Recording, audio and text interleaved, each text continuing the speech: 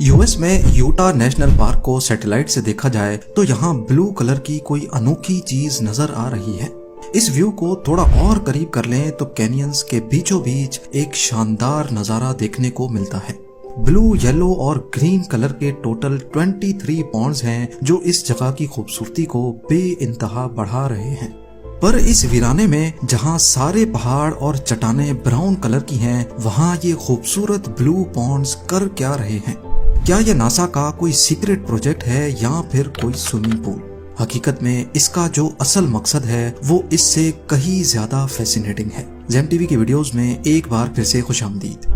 नाजरीन, इन खूबसूरत blue Pond's को समझने के लिए हमें 1500 साल पास्ट में जाना होगा, जब इंसानों ने पहली बार बॉन फायर की मदद से एक यूनिक केमिकल एलिमेंट ढूंढा था।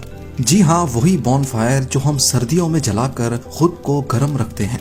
तरीका सिंपल है, सिर्फ चंद लकड़ियों को आग लगानी है, लेकिन इस बार गरमाइश के लिए नहीं बल्कि पीछे बचने वाली ऐश यानी राख के लिए। ये ऐश हम एक पॉट में डालकर इसमें कुछ पानी डालेंगे, क्योंकि ऐश में बहुत से केमिकल कंपाउंड्स होते हैं, लेकिन कुछ पानी में डिसॉल्व होकर पानी का कलर कुछ ऐसा बना देते हैं। अब हम इस पानी को फिल्टर करके इसको धूप में सूखने के लिए रख देंगे। जब पानी एवोपरेट हो जाएगा तो पीछे कुछ इस तरह के क्रिस्टल्स बच जाएंगे। ये वो केमिकल एलिमेंट है जो इंसान कई सदियों से इस्तेमाल करते आ रहे हैं, और क्योंकि ये एक पॉट और ऐश की मदद से बनाया गया है, इसी वजह से इसका नाम पॉट ऐश रखा गया। पहले लोग पॉट ऐश को इस्तेमाल करके सोप यानी साबुन बनाते थे, कपड़ों को रंग करते थे और ग्लास प्रोडक्ट्स की प्रोडक्शन में भी पॉट ऐश इस्तेमाल होता था। जैसा कि एनिमल फैट को पिघलाकर इसके ऊपर पॉट ऐश डालने से ये लिक्विड साबुन बन जाता है, इसी तरह ग्लास की प्रोडक्शन में पॉट ऐश डालने से ग्लास का मेल्टिंग पॉइंट कम हो जाता है और इसको पसंद की शेप देना बहुत आसान हो जाता है। इंसानों की बढ़ती हुई पॉपुलेशन के साथ देखते ही देखते पॉट ऐश की डिमांड इतनी ज्यादा बढ़ गई कि ईयर 1788 में पॉट ऐश की प्रोडक्शन के लिए हजारों फैक्ट्रीज बन चुकी थी। इन फैक्ट्रीज में सिर्फ लकड़ियां जलाई जाती थी, वो भी सिर्फ ऐश जमा करने के लिए। ईयर 1790 में सैमुअल हॉपकिंस नामी एक इन्वेंटर ने पॉट ऐश की प्रोडक्शन में एक नया तरीका इन्वेंट किया, जिससे पॉट ऐश के लिक्विड को धूप में नहीं बल्कि भट्टी में बेक किया जाता था। इस नए तरीके से पॉट ऐश की प्रोडक्शन में बहुत कम टाइम लगने लगा। ये अमेरिकन हिस्ट्री का पहला पेटेंट था जिसको first American president George Washington ने साइन किया था। इस पेटेंट की वजह से पॉट ऐश को बहुत ज्यादा हाइप मिली और अब अलग अलग साइंटिस्ट इस पर मुख्तलिफ एक्सपेरिमेंट्स करना शुरू हो गए। पर इन्हीं सब के बीच एक एक्सपेरिमेंट ऐसा था जो दुनिया को हमेशा हमेशा के लिए बदलने वाला था। पेटेंट साइन होने के चंद सालों के बाद 1807 में हम्फ्री डेवी नामी साइंटिस्ट ने नम पॉट ऐश को एक पॉट में डाला और उसको बैटरी से करंट दिया। उन्होंने नोटिस किया कि पॉट ऐश में छोटे छोटे मेटल के बॉल्स बन रहे हैं और फिर अगले ही लम्हे अचानक से वो ब्लास्ट करके फट गए। डेवी ने दुनिया को एक नया एलिमेंट ढूंढ कर दिया, पर इस एलिमेंट का नाम क्या था? अब क्योंकि ये पॉट ऐश से ही निकला था, इसीलिए डेवी ने इसको पोटेशियम का नाम दिया। जी हाँ, पोटेशियम। काफी लोग पोटेशियम का नाम सुनते हैं तो खुबानी, किशमिश या फिर केला उनके दिमाग में आता है। बेशक ये फ्रूट्स इंसानों के लिए पोटेशियम का अच्छा सोर्स है, लेकिन इसमें प्योर पोटेशियम नहीं है। प्योर पोटेशियम बहुत ज्यादा रिएक्टिव होता है, वो किसी भी चीज से फौरन रिएक्ट कर लेता है। जैसा कि हम्फ्री डेवी के एक्सपेरिमेंट में पोटेशियम ने हवा में मौजूद वाटर वेपर से रिएक्ट किया और फट गया, इसी तरह प्योर पोटेशियम को ऑयल में डिबो कर रखते हैं ताकि वो हवा में मौजूद वाटर वेपर से रिएक्ट ना करे। इसके बाय प्रोडक्ट्स को इस्तेमाल करके आज दुनिया में इतनी चीजें बनाई जा रही हैं कि अगर उनको गिनने पे आए तो शायद ये वीडियो छोटी पड़ जाए।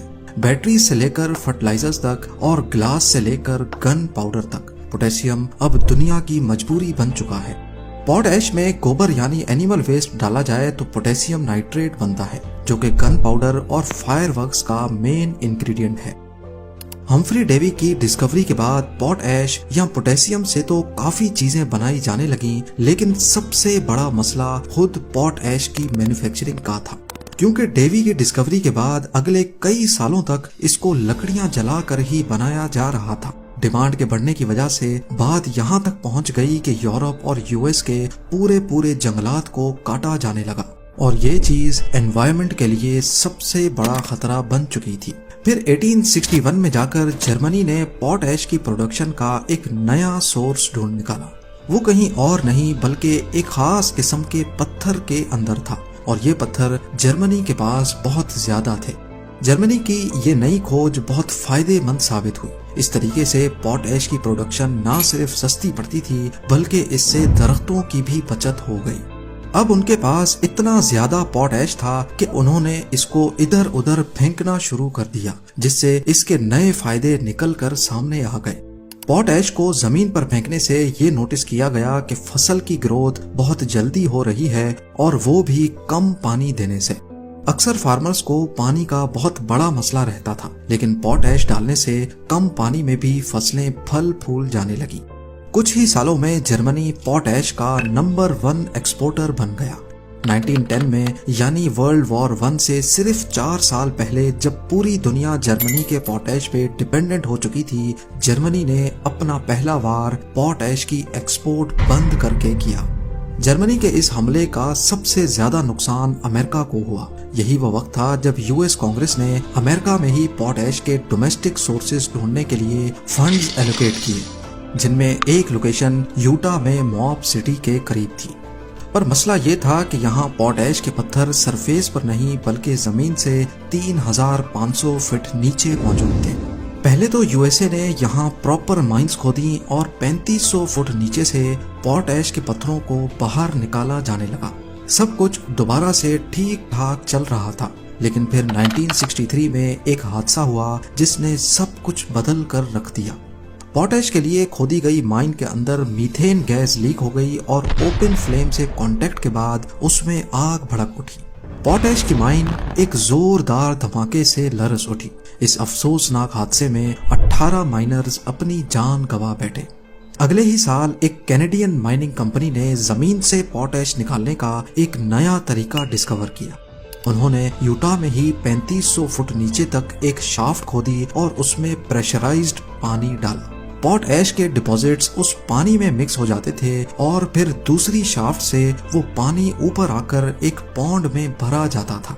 यही वो सेम पॉन्ड है जिसको हम आज मुख्तलिफ कलर्स में देख सकते हैं।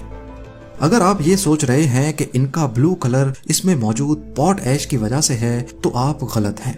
पानी का कलर ब्लू करने के लिए इसमें कॉपर सल्फेट मिलाया जाता है ताकि खड़े खड़े पानी में बैक्टीरिया की ग्रोथ भी ना हो, और क्योंकि ब्लू कलर सनलाइट को ज्यादा अट्रैक्ट करता है जिससे एवोपरेशन भी तेज हो जाती है। सूरज की गर्माइश इन पॉन्ड्स को एवोपरेट करती है और पीछे बचता है प्योर पॉट ऐश। यूटा की इस लोकेशन में टोटल 23 पॉन्ड्स हैं जो 400 एकड़ के एरिया पर फैले हुए हैं। एक एक पॉन्ड को एवोपरेट होने में करीब 6 से 8 महीने लगते हैं। जैसे जैसे पानी कम होता जाता है ये पॉन्ड ब्लू से ग्रीन और फिर येलो हो जाते हैं और आखिर में ये वाइट क्रिस्टल की फॉर्म में पॉट ऐश बचता है जिसको ट्रक्स में लोड करके भेज दिया जाता है।